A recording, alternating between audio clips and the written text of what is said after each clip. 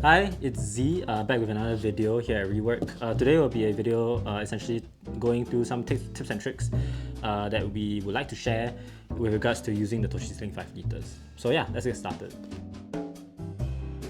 So first things first, let's talk about how to essentially put on the compression straps.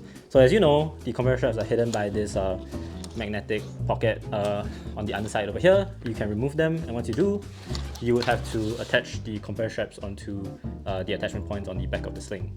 So the best way or advice we would give people in order to easily put it on would be to essentially slide one side of the C-clip into the webbing attachment point. You push it as much as possible, and then you push the other side of the webbing in the opposite direction. And then once you do that, you can slide the other side of the C-clip in. And so really should be pretty simple. Now I understand that if you have a new product and it's not really broken in yet, the webbing can be slightly stiffer, and so if it's new, it's going to be a bit harder to do so, but over time, as it gets a bit softer, it will definitely become easier to do so. So I think with just a bit of practice, you can definitely do it quite fast. Removing it is even easier. You can really just use one hand to do it. Essentially, you just like pivot the C-clip, and then one side should come out, and then just pull it out. So yeah, that's really all there is to it. Ultimately, with the compression straps, we sort of recommend people to just leave it on if you use it on a very regular basis. You can definitely just clip the C-clip in, and then you can just use the quick release buckle as a quick way to attach stuff onto the compression straps if need be. So yeah, that's kind of our recommendation of how to use the compression strap. So next thing we'll also briefly touch upon is the stowaway pocket. Not really a tips and tricks, but sort of explaining the rationale behind the magnetic cavity design. We got a few questions as to why we didn't make this pocket a zipper pocket, and so we thought we'll just address that. Essentially, we didn't use zippers because we ultimately didn't find them to be a very sort of refined solution to what we were trying to do. We wanted the pocket to be very easily accessible, where with just one tug, it just opens and you can just quickly deploy the compression straps. Say it's raining outside, you use your umbrella, and then you don't want to put it back into your bag or something like that. You can just quickly deploy it, and then just slide your umbrella underneath. So that was really the rationale behind that. Another thing we didn't like with a zipper design is that it just adds more complexity to the pocket design underneath here. We have to consider where do we put the attachment point? Do we put it before the zipper track or after the zipper track? If you put it after the zipper track, then if you stow it away, then the zipper track can't be closed. If you put it before, then if you're using the compression strap, the zipper track can't be closed, and then you can't use the pocket for other bits and pieces that you want to store. So it was just kind of a compromise, and we just didn't want to do that essentially. Lastly, another thing to point out was we added this stowaway pocket because of the fact that it doesn't really take up much space elsewhere. It's essentially just two identical fabrics sort of slapped together. Imagine if this was two pieces of metal that are not really flexible. They don't really have any sort of volume to them, since it's just it has one singular plane. It's only because of the fact that fabric is flexible that you can say that there is some amount of depth due to the just width and height that allows for some depth to be manipulated with this stowaway pocket. We didn't want people to lose the compression straps when they fully detached it from the product, and we wanted a place for people to put the compression straps with the bag, so that when they're out and about, they can just quickly deploy it if they really need to. So really, that's kind of why we included the stowaway pocket, as we found it to be just the best way to keep it very simple, but still allow you to have the compression straps on hand when you need it, but also just quickly hide it if you don't want it to be seen. Alright, next, let's move on to the strap, and more specifically, configuring configuring the attachment points and where you should put the attachment points onto. And more specifically talking about the gatekeepers, we do include quite a few places you can attach the gatekeeper onto, and so we'll just go through some of our recommendations on where you should actually be putting the gatekeepers on. So right off the bat, by default, when you receive the Toshi Sling 5 liters, the carrying strap is attached to the 45-degree attachment points.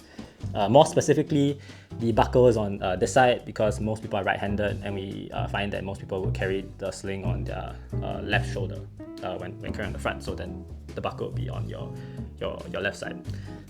But really, it kind of depends on which side you prefer the buckle to be on. We find that the 45-degree position is a very industry standard position for the strap to be sort of configured, and we find that this would be the ideal positioning for most people.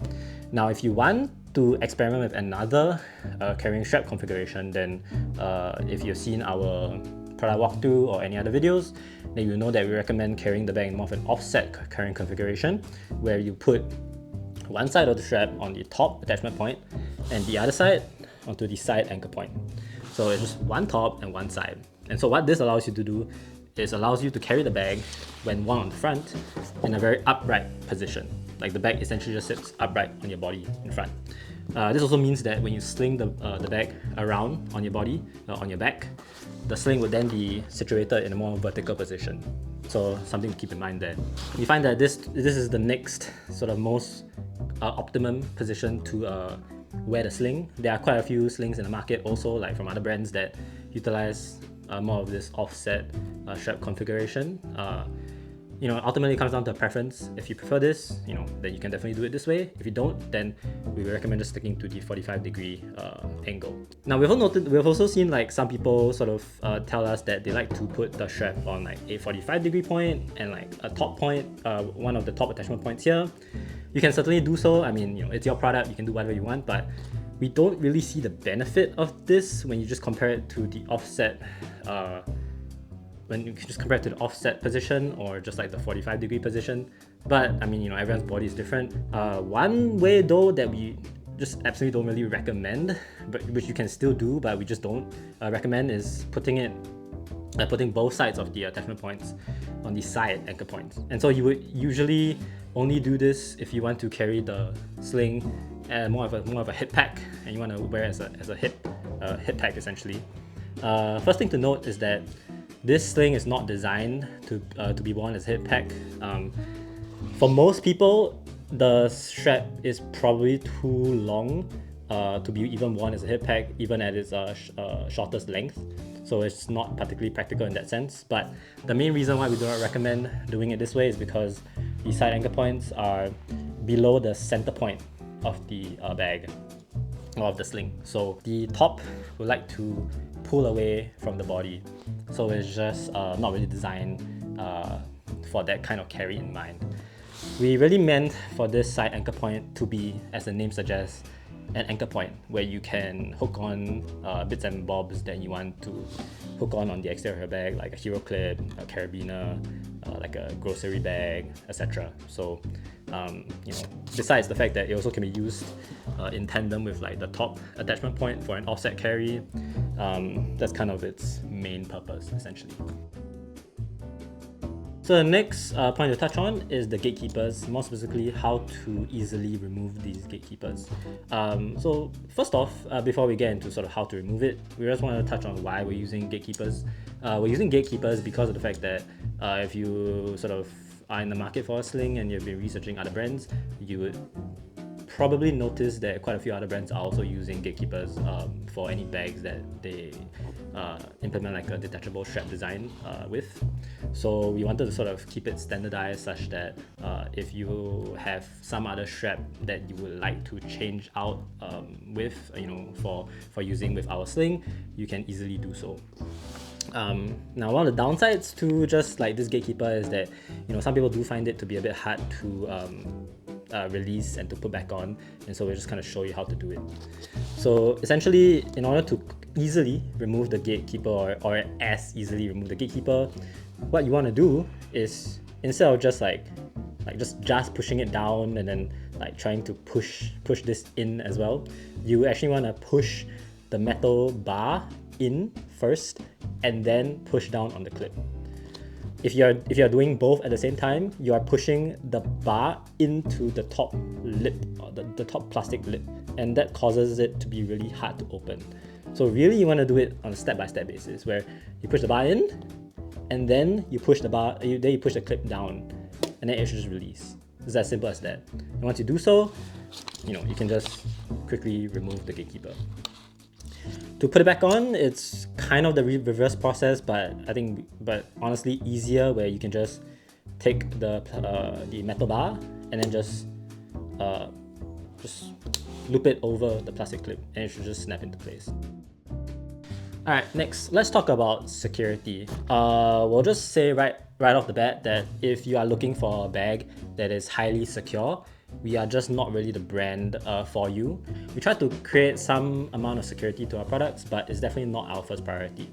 In the case of this sling over here, the main compartment is certainly lockable via the D-rings. So these are sort of metal D-rings, so you can easily just loop a lock that you have on hand to the metal D-rings, and you can just lock up the main compartment. The top quick access pocket is not lockable. It's, as the name suggests, meant to be quick access, so we didn't really intend it for it to be particularly very secure. So if security is a concern for you, then we do not recommend putting valuable items inside this pocket. The front pocket is hidden by a flap, so it's definitely more secure than the front pocket, but again, it's not really lockable, so again, it's up to your own tolerance for how secure you want your things to be. And as for the back pocket, the zipper is recessed and it's also on the back of the sling, so it's close to your body when wearing the sling, and it's just very hard for people to potentially steal items away from this pocket. So if you have valuable items like your wallet or cash or whatever that you want to keep secure, then this would be a good spot to put it. So in the context of security, we think that the back hidden pocket and the main compartment should be sort of where you would want to store highly valuable items if security is an important consideration for you. Next thing to also talk about or explain more deeply is the smart tracker pocket. As you may know from our sort of marketing, there is a smart tracker pocket on the underside of the back hidden pocket over here. There were a few people that were actually confused by our about the way that we designed this pocket, where they thought that the sort of pocket was stitched the wrong way, where the opening should be on the other side. We can understand this sort of confusion, but if you actually do notice, when you open up the sleeve, there is another sleeve on the inside over here. It's essentially like a lip. So what you have to do actually is you put like your smart tracker, like an AirTag, inside the sleeve, and then you would fold this extra lip over here over the AirTag, and that will hold the smart tracker that you have in place very securely. So it can definitely be something that you miss, so we just wanted to point it out in case you were just using tape to secure the pocket close. Last but not least, our last sort of tip for you when using this sling is to really try to make use of the layered compartmentalization that we've sort of implemented with the Toshi Sling 5 liters. We've designed it in such a way where it sort of utilizes the vertical space that is also often left unused by a lot of the more conventional sling designs. The whole point of this top quick access pocket here is that it utilizes the top half of the space of the bag. We know that a lot of other bags sort of market this top quick access pocket as more of a sunglasses pocket. That is not the intention with our design. Our design is more intended to be used for whatever items you want to hold above the other items inside the sling. Now, because of the fact that bulky items, or super bulky items, will not really fit in this pocket, we recommend that to use the space of the sling efficiently, you put bulky items inside the main compartment at the base. So something like a water bottle or like a pouch or like a camera, you will put it inside the main compartment at the base of the sling. On the sleeve, you can put your device here. I just have like a Nintendo Switch. If you have an iPad mini, it will fit inside nicely as well. You can put your notebook in there if you want, or your phone if that's what you want. If that's where you want to put your phone. In front of that, we have the two deep power mesh sleeves. So this is good for flat items, so that doesn't really compete for space depth-wise. So flat items go in here, and then you'll notice that there's the suspended pockets. So these hold your small items above any bulky items you have inside the main compartment of the sling. So again, we would recommend putting small items inside these suspended mesh sleeves. And then moving on to the top quick access pocket, as you can see, I have quite a few items in here, but it's like not really competing for space inside the main compartment because it's situated, like it's elevated above the other contents inside the sling. So it's really making use of the full space inside.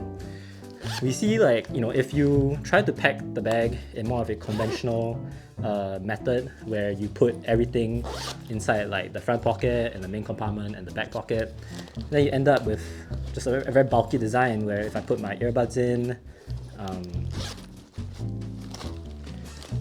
put like my wallet in, you know, you can start to see that it just wants to just bulge out more. And that's not really, you know, I mean, you can certainly do so if you prefer it that way, but if you want to keep the bag to be as slim as possible, we recommend using, or highly recommend using, the top quick access pocket. So yeah, I mean, that's kind of it for our tips and tricks in how to best use the Toshi Sling 5 liters effectively. Of course, you know, you are free to sort of play around with the sling and figure out, you know, potentially other ways that you think best utilizes the features that we included in the sling. And if you found anything interesting, you can also comment those thoughts down in the comment section below. And yeah, we'll see you next time. Bye.